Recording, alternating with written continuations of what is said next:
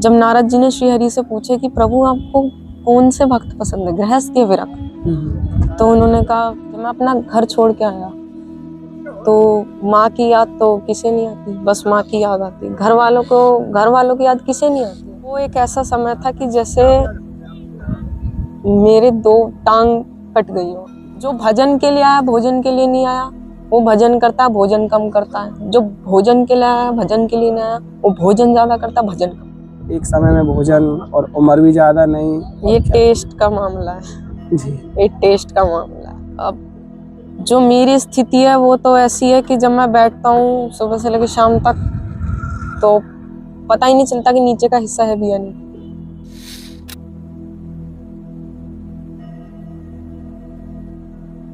बोलिए वृषभान दुलारी की जय हो। आज बहुत ही आनंदमय दर्शन और सत्संग का भाव आप सभी के मध्य जोड़े हुए हैं, जो कि वृंदावन की यह पावन धरा धाम है। और हमारे पीछे आप देख लीजिए यमुना महारानी जी के पावन दर्शन हैं, जो कि वृंदावन की इस तपोभूमि पर कहें कि एक ब्रज भूमि पर हम आए हुए हैं। और यहाँ स्थान पर एक महाराज जी हैं, महज 14 वर्ष की उम्र है और आध्यात्मिकता का वह ज्ञान और एक ठाकुर जी के प्रति ये प्रेम की भावना कैसे किस तरीके से जुड़ी हुई है, कैसे मन में एक भाव जगा कि आध्यात्मिक जीवन में जुड़ करके एक ठाकुर जी के नाम का सुमरन करना चाहिए। तो एक भाव आप सभी के मध्य जुड़ेंगे। तो आप सभी से बस बारंबार आग्रह करेंगे कि जो आप दर्शन करते हैं तो इनको शेयर अवश्य कर दिया करें, क्योंकि आपके माध्यम से और भक्त प्रेमी देखेंगे तो वह भी इस सत्संग का आनंद ले पाएंगे। आइए, राधे राधे। ये माइक लगा दो।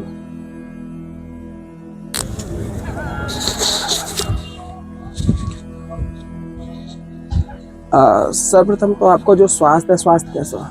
बढ़िया, स्वास्थ्य अच्छा है। सब अच्छा। और जो आपको श्री जी की कृपा से नाम है, अभी नाम जो आपको मैं जो नाम जप करती हूँ, नहीं, आपका जो नाम है जिस नाम से आपको जाना, मेरा नाम अर्जुन है। अर्जुन। तो जैसे कि आपका जो शरीर है, जो जन्म स्थान है, कहाँ से प्रभु? ब्रजभूमि। ब्रजभूमि से। और कैसे जीवन का एक जुड़ाव कहें एक आध्यात्मिकता में या ठाकुर जी के साथ में जोड़ा? ये जब हुआ, ये मेरी माता ने जोड़ा है। माता ने? मेरी माता खुद एक शिव भक्त है। अच्छा।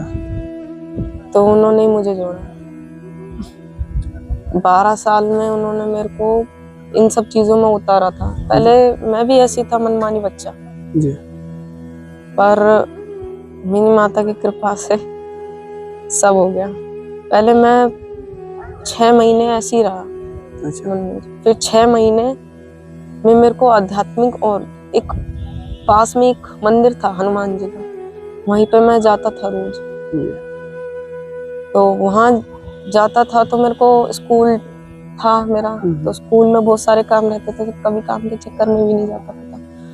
तो ऐसा भी होता था कि काम के चक्कर में ना जाने की वजह से मेरे को बड़ा लगाव हो गया था कि मंदिर नहीं जा पाता। तो मेरी माता जी हमेशा एक बात कहती थी कि अगर तू काम छोड़ के जाएगा ना तो भगवान बड़े खुश होंगे।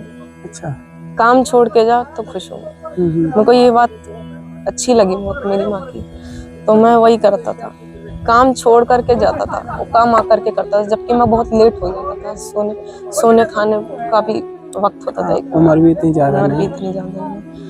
तो इसी लिए जो मेरी माता ने मेरे को ऐसे जोड़ा, क्योंकि मेरी माता, जैसे मैं अभी मेरा बचपन है, मेरी माता भी बचपन से ही जुड़ी थी। अच्छा, बहुत अच्छा।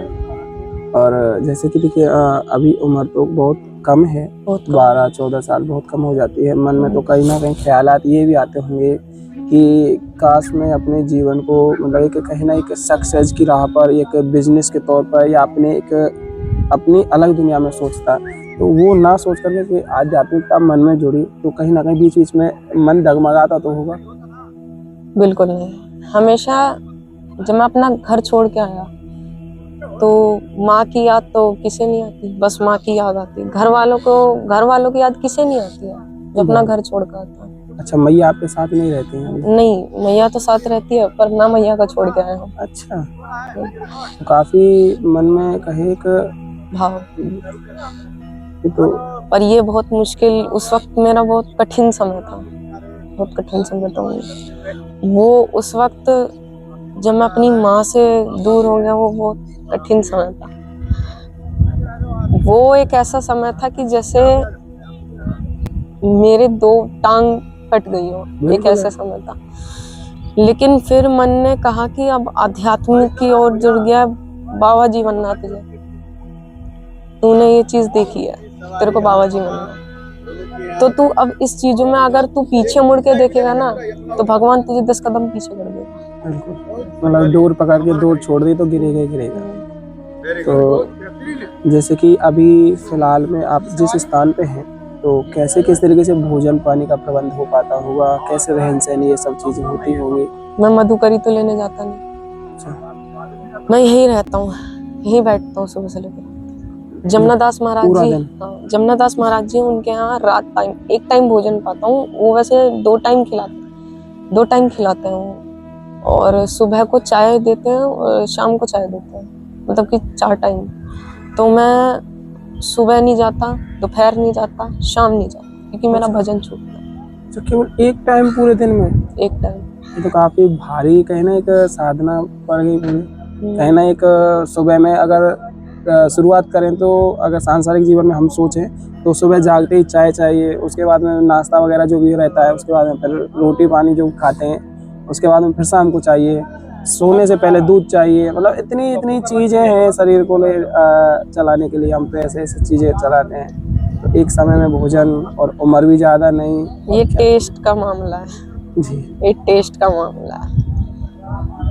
बाकी अगर टेस्ट देखोगे तो सुबह सुबह क्या निकलता है, बिल्कुल। ये बस जो भोजन है ये इस चीज के लिए है, मतलब कि इस चीज के लिए है भोजन कि तुम खाओ, भूख लगे जब खाओ। ऐसा नहीं कि मनमानी, मतलब कि मन कर गया अरे ये खाते हैं, खाओ। क्या है ये? है क्या ये? ना, बिल्कुल नहीं, ये चीज नहीं होनी चाहिए।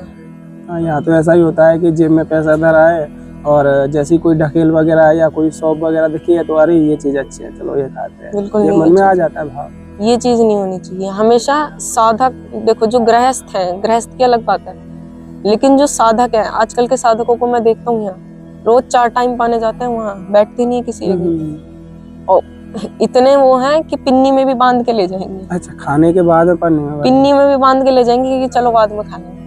क्या बात, मतलब अलग ही लीला है उनकी तो। अलग ही लीला है। साधकों को हमेशा 2 टाइम या उससे ज्यादा भूख लगे 3 टाइम पाले, अल्पाहार। हाँ। और जो भजन के लिए आया, भोजन के लिए नहीं आया, वो भजन करता है, भोजन कम करता है। जो भोजन के लिए आया, भजन के लिए नहीं आया, वो भोजन ज्यादा करता है, भजन कम।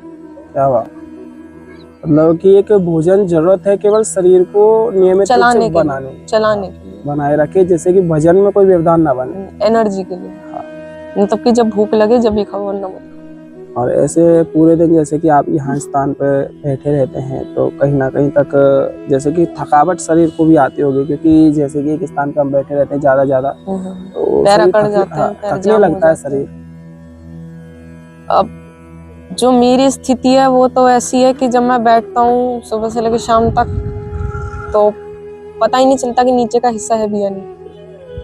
अभी तो कह रहा हूँ ये बहुत ज्यादा कठिनाई है जीवन की। और ऊपर से अभी तो जो सूर्य देवता है वो तो अभी ऐसे हैं, वरना दोपहर के टाइम तो बड़ी कड़ी धूप पड़ती है, बिल्कुल। आज प्यास भी बहुत लगती है, और वहाँ मेरे को वहाँ जाना पड़ता है थोड़ी दूर पे जल भरने। अच्छा अच्छा, जल की भी यहाँ कोई व्यवस्था ऐसी नहीं, यहाँ नहीं है, वो आगे है उस जल, तो वहाँ जाना पड़ता है। तो वहाँ के लिए बीच में 1-2 बार उठना पड़ता है मुझे। तो जब उठता हूँ तो पैर जाम होते हैं, तो थोड़ी बहुत दिक्कत आती है उनमें उठने में। तो 5 मिनट तो ऐसी पैर को ठीक सही करने में लग जाते हैं। तो मतलब कि जब मैं उठता हूँ तो पैर में अलग ही दर्द होता है। वो तो बिल्कुल होगा। फिर उसके बाद जाता हूँ तो जल भर के लाता हूँ, उसके बाद बैठता हूँ, करीबन 3-4 बार होगा। फिर रात को अपना 1 बार भरता हूँ वहां से जाके, और फिर अंदर बैठ जाता हूँ। और जैसे कि अभी कुछ ही समय में गर्मियों का मौसम भी शुरू होने वाला है, तो हो सकता है कठिनाई उसमें और ज्यादा कठिनाई आएगी, क्योंकि लू चलेंगी। हाँ, लू चलेंगी और प्यास बहुत लगेगी। प्यास लगेगी, बिल्कुल प्यास बहुत लगेगी, और सूर्य देवता बड़ी कड़क धूप निकालेंगे। पर इन सबको तपने के बाद जो रात में ठंडी हवा आएगी उसका अलग ही मजा क्या होगा। बात। और जैसे कि अभी जो फिलहाल में आप 14 की आपकी उम्र है, इस समय तक आपने कहाँ तक जो कहे कि एजुकेशन के बारे में कहाँ तक एजुकेशन ली है अभी? 9th तक। और जैसे कि इससे आगे क्या जीवन आध्यात्मिकता में ही हमेशा रहेगा? हमेशा रहेगा। एजुकेशन का कुछ नहीं, एजुकेशन का कुछ नहीं, पढ़ना आता है, लिखना आता है। बहुत बार ये चीज भी देखा है, जैसे कि मैं संतों के लगातार दर्शन ऐसे ही बनाता रहता हूँ, सत्संग का आनंद पहुंचाता रहता हूँ भक्तों तक।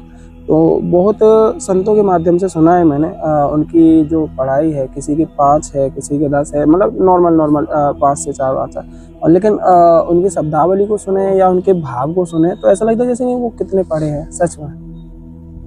तो यही कहीं ना कहीं तक मुझे लगता है यहाँ देखने को मिल पा रहा है, क्योंकि 9वीं क्लास तक बच्चा इतना परपक्व नहीं हो पाता जितने अपने शब्दों को साध पाता है। तो कहीं ना कहीं आध्यात्मिकता की ये शक्ति तो है। और कुछ ऐसा भाव आप अगर बताएं, क्योंकि आपने जीवन में कुछ समय, जितना भी समय आपने दिया है साधना में, तो कैसे एक इंसान है या कोई भी जैसे कि घर में रहने वाले गृहस्थ हैं तो अपने जीवन को साध करके ठाकुर जी के नाम में जोड़ सकते हैं?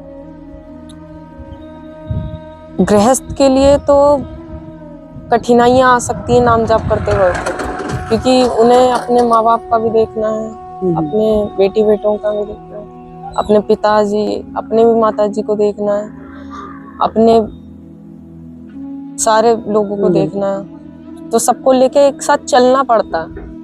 बिल्कुल है। किसी को पीछे छोड़ना नहीं, सबको एक साथ लेके चलना पड़ता है। और साथ में नाम जाप उसमें बहुत कठिन है, क्योंकि अगर, और सबसे ज्यादा औरतों पे, वो तो है, औरतों पे सबसे पूरी ज्यादा जिम्मेदारी घर की भी होती पूरी है। जिम्मेदारी घर की है। सबसे ज्यादा कठिनाइयां औरतों को है, क्योंकि औरत यहाँ भोजन बनाएगी तो वहाँ बच्चे को भी देखना पड़ेगा, यहाँ भोजन कपड़े धो रही है तो वहाँ अपने पति को भी देखना पड़ेगा।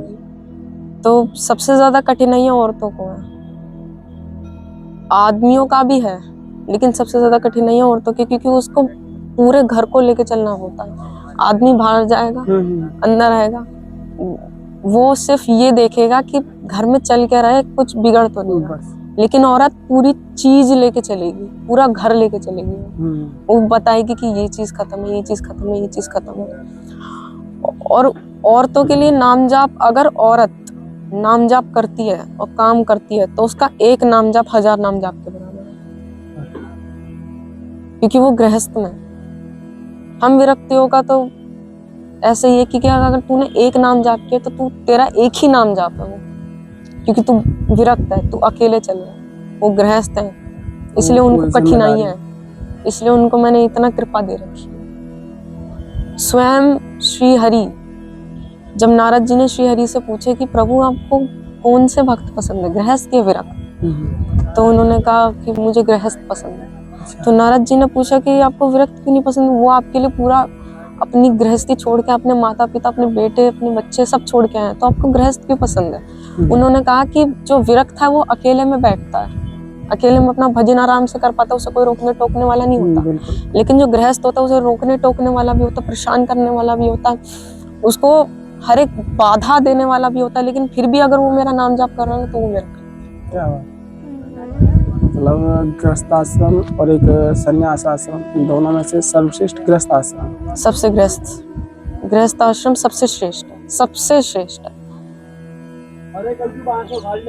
देखिए, आध्यात्मिकता का वह ज्ञान शायद कह पाना असंभव है। महज 14 साल की उम्र और इतना भाव, लगाव और एक आध्यात्मिकता के बारे में जानकारी और प्रेम जोड़ा मैया ने कि आध्यात्मिक जीवन में जुड़े रहो। क्योंकि संसार का क्या है कि मोह माया और ये लोग लालच के इस प्रकोप में आकर के हम ऐसा उलझे हुए हैं द्वंद्वों में कि उससे परे हम किसी को देख ही नहीं पा रहे, ना देखना चाहते हैं। और कहें तो इन सब से ऊपर हमारे ठाकुर जी हैं, और ठाकुर जी का नाम ही सर्वस्व है, और उसके बिना तो जीवन शायद ही सार्थक नहीं हो पाएगा। तो ऐसे ही आध्यात्मिकता के एक भाव और सत्संग रूपी आनंद के इस कहे माला में जुड़ी रहिएगा। ऐसे ही आस्था ही रास्ता के माध्यम से आप सभी तक आध्यात्मिकता का वह ज्ञान और सत्संग का भाव और संतों की एक महिमा का स्वरूप दिखाते रहेंगे। आप सभी को राज राज तो बहुत बहुत आभार आपको, जो कहीं ना कहीं तक कुछ हमें भी जानने को ये चीज़ मिली है, क्योंकि संतन के माध्यम से जितना हम काई को पहुंचा रहे हैं उतना भी कहीं जगह से कहीं ज़्यादा हम पहले ही जान लेवा चीज़ है। बहुत बहुत आभार आपका।